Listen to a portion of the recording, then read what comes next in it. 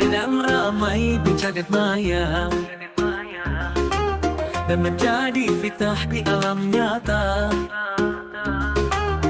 Tuduhan keji dan prasangka terhadap para habaib yang mulia.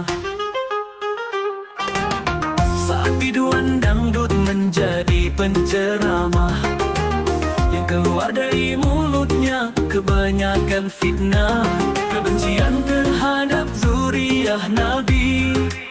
Akibat dari kebodohannya, dia namanya. Ada lagi yang bernama Iman, terobsesi jadi ulama besar, suul adab menjadi jalannya, melangkahi dan menggurui para imam termasyhur yang mengakui dan menghormati Sadaba Alawi. Kita semua miris melihat dari hal ini. Rasulullah tentu yang punya hak dan yang paling berhak untuk mengakui cucunya atau bukan. Tak pantas kita mendikte Nabi. Allahumma sholli ala Sayyidina Muhammad wa ala alihi wa sahbihi wa barik wa sallim. Semoga para habaib sabar dan tabah menghadapi fitnah ini. Semoga Allah mengampuni kita yang tak mampu membela zuriyah Nabi menghadapi tuduhan ini.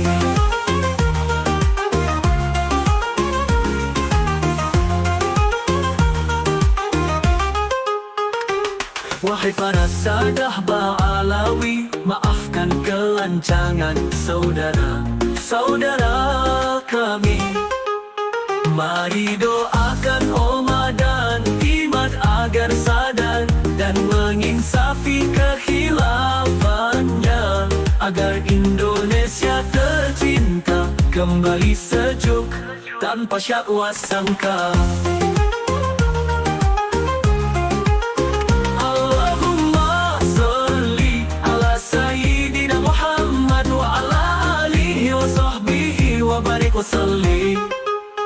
Semoga para habaib sabar dan tabah menghadapi fitnah ini. Semoga Allah mengampuni kita yang tak mampu membela zuriyah Nabi menghadapi tuduhan ini. Mari doakan Oma dan Imad agar sadar dan menginsafi kekhilafannya, agar tiada lagi selisih di tengah umat, supaya kita bisa membangun bangsa bersama-sama. Bersama-sama. Mahai para sadah Alawi, maafkan kelancangan saudara-saudara kami.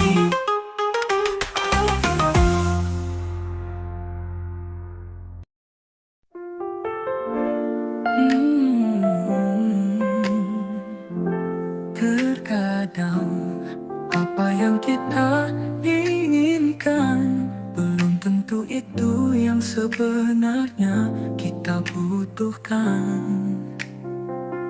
Karena apa yang kita butuhkan telah Allah berikan, sudah Allah cukupkan. Lalu terhadap apa yang kita inginkan, kita berkewajiban berdoa dan berusaha, karena kita adalah seorang hamba. Jika Allah muak mendengar doamu, maka Allah segera kabulkan permintaanmu. Niscaya kamu berhenti berdoa. Namun jika Allah masih suka dengan merdunya doamu, dengan hangatnya air matamu, maka Allah perlambat dan tunda pengabulanmu, supaya kamu tak henti berdoa. Rezeki kita tak akan pernah bisa tertukar dengan rezeki orang lain. Kita diberi oleh Allah sesuai dengan kebutuhan dan takaran. Kita tak perlu resah karena sesuatu yang belum bisa kita dapatkan, tapi kita perlu merisaukan karena kita lupa mensyukuri semua yang telah Allah berikan. Apa yang kita butuhkan, itu yang telah Allah berikan. Terhadap apa yang kita inginkan, kita berkewajiban berdoa dan berusaha, karena kita seorang hamba.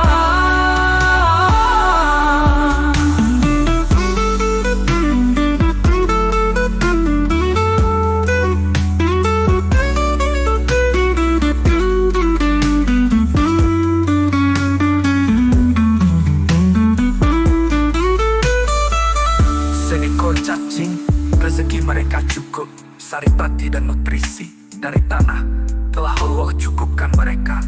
Tak mungkin rezeki cacing berupa gaji bulanan atau sertifikat sawah. Beberapa ekor nyamuk atau beberapa butir nasi merupakan rezeki bagi sekeluarga cicak. Telah Allah cukupkan mereka benang undian nasabah. Tak mungkin rezeki bagi cicak. Maka rezeki yang kau dapatkan, itulah bagianmu, itulah rezekimu. Sudah sesuai dengan kebutuhanmu. Jika masih merasa kurang, mungkin keinginanmu yang terlalu banyak, atau mungkin kamu perlu memantaskan diri terlebih dahulu dengan keinginanmu.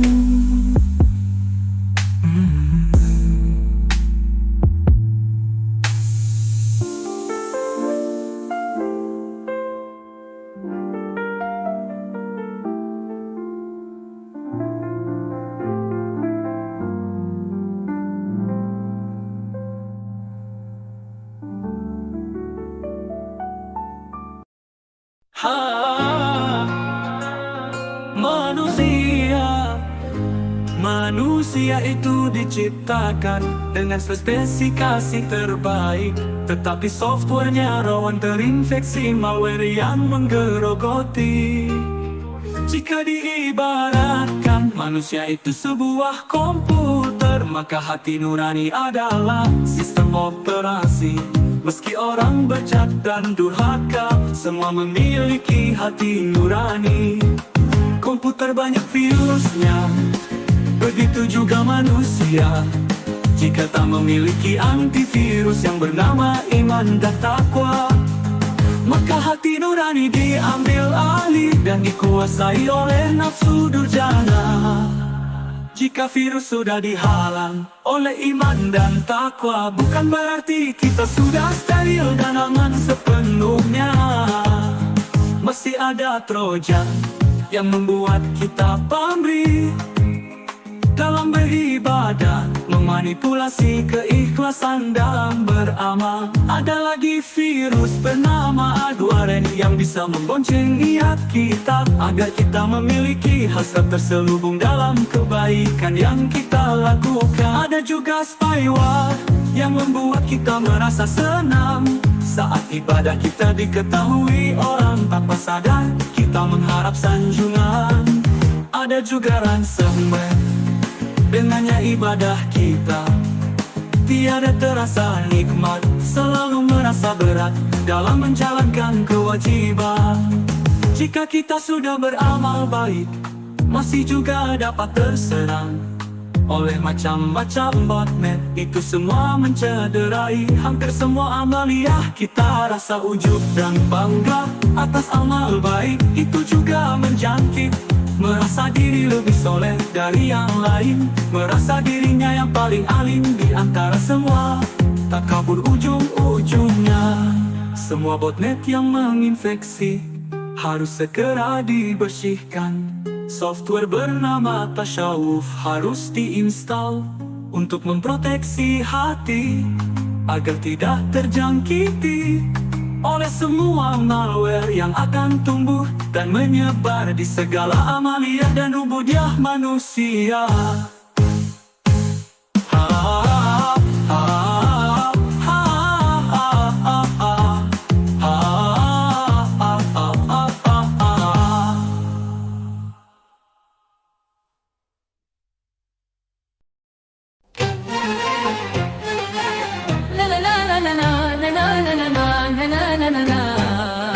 Di dunia ini, orang yang paling menyayangimu selain ibumu adalah ayahmu. Lelaki yang paling sering menyebut namamu dalam barisan doa-doa. Dialah orang yang ketika melihatmu sakit akan rela menukar sehatnya dengan sakitmu. Ayahmu adalah orang yang telah menukar keringat dan payahnya dalam bekerja demi pendidikanmu, demi cita-citamu. Apa saja yang kau inginkan menjadi tujuan dan motivasinya. Apapun yang kau harapkan, semua menjadi cita-citanya. Lelahnya mencari nafkah, jangan pernah kau sia-siakan keringatnya dalam bekerja. Jangan pernah engkau lupakan di dunia ini. Jika ada orang yang bisa menukar nyawanya demi hidupmu, ya pasti ayahmu. Karena seorang ayah tentu tak akan rela melihat anaknya mendahulunya tiada. Relah ayahmu dengan kesuksesanmu, bayarlah keringatnya dengan berbuat baik kepadanya. Meski itu takkan pernah bisa melunasi jerih payah dan jasa-jasanya kepadamu. Hormatilah ibumu, muliakanlah ayahmu. Merekalah azimatmu, merekalah yang seumur hidupnya selalu mendoakan kamu bahagia.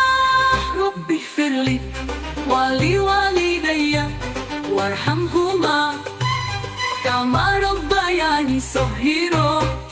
Tiada kebahagiaan seorang anak tanpa doa dari orang tuanya. Tiada kesuksesan bagi seorang anak tanpa mendoakan orang tuanya. Ya ya ya ya. Na na na na na na na na na na na na na na na. Ketika kau berpura-pura sakit agar bisa membolos sekolah, ingatlah ayahmu yang berpura-pura sehat agar bisa tetap masuk bekerja. Ya ya ya ya. Na na na na na na na na na na na na na na na. Ketika kau berpura-pura sakit agar bisa membolos sekolah, ingatlah ayahmu yang berpura-pura sehat agar bisa tetap masuk bekerja. Ya ya ya ya ya. Na na na na na. La la la la. Ya ya ya ya. Allah memberi kita semua kemampuan dan keahlian yang berbeda-beda. Tidak ada orang yang ahli pada semua bidang. Ada yang ahli dalam menciptakan lagu, ada yang ahli dalam mendesain baju, ada yang ahlinya membuat keranjang, tikar dan sapu.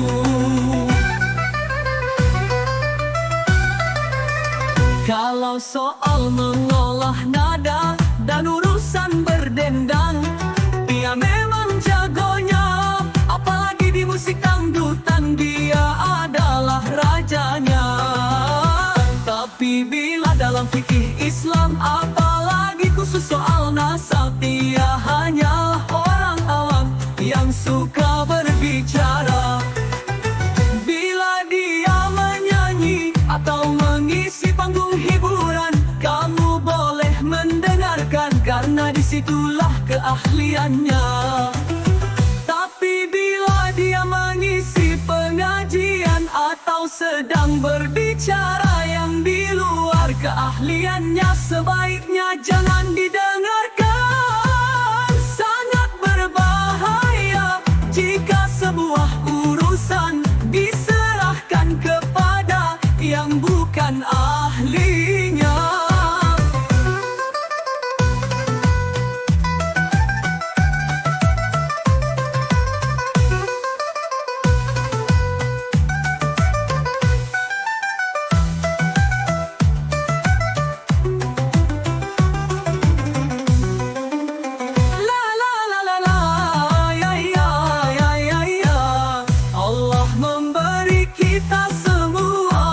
Kemampuan dan keahlian yang berbeda-beda.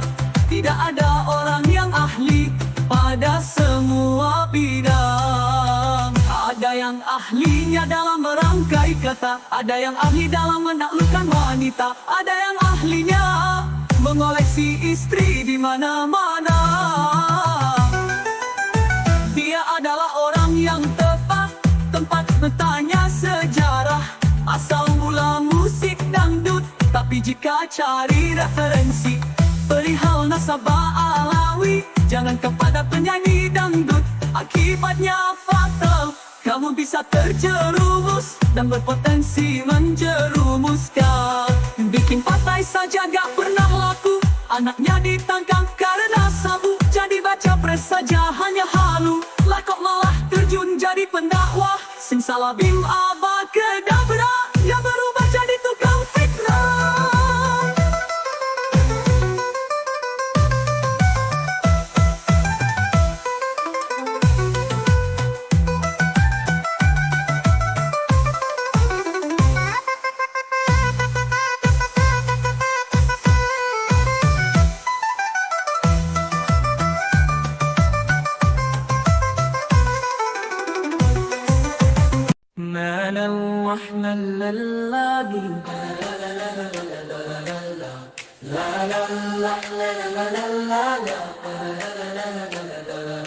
Apabila saat ini engkau memiliki orang tua yang sudah sepuh, layanilah dia. Jangan pernah kau mengeluh. Orang yang sudah terlalu tua seringkali kembali seperti anak-anak lagi.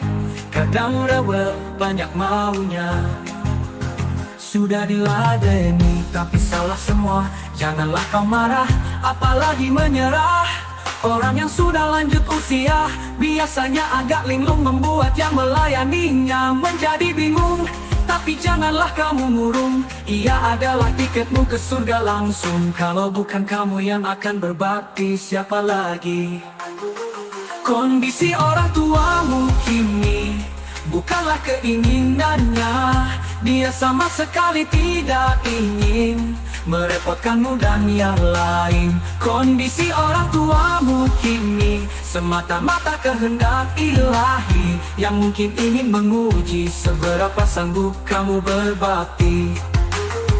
Jika kamu berbakti melayaninya dengan sepenuh hati, sampai akhirnya orang tuamu diambil oleh ilahi Robbi, maka kamu berhasil.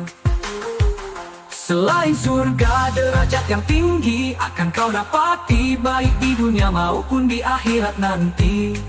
Oh, orang yang belum terlalu tua tapi tak lagi bisa berdiri atau berjalan, itu juga ladang berbakti bagi anak-anaknya. Jangan sekali-kali kamu mengabaikan orang tuamu yang menunggu perhatianmu. Janganlah pula mentang-mentang kamu berada, kamu mengirimkan orang tuamu ke panti reda. Itu durhaka namanya. Ketahuilah orang tuamu sangat menginginkan tetap tinggal bersama di rumah yang sudah menjadi bagian hidupnya.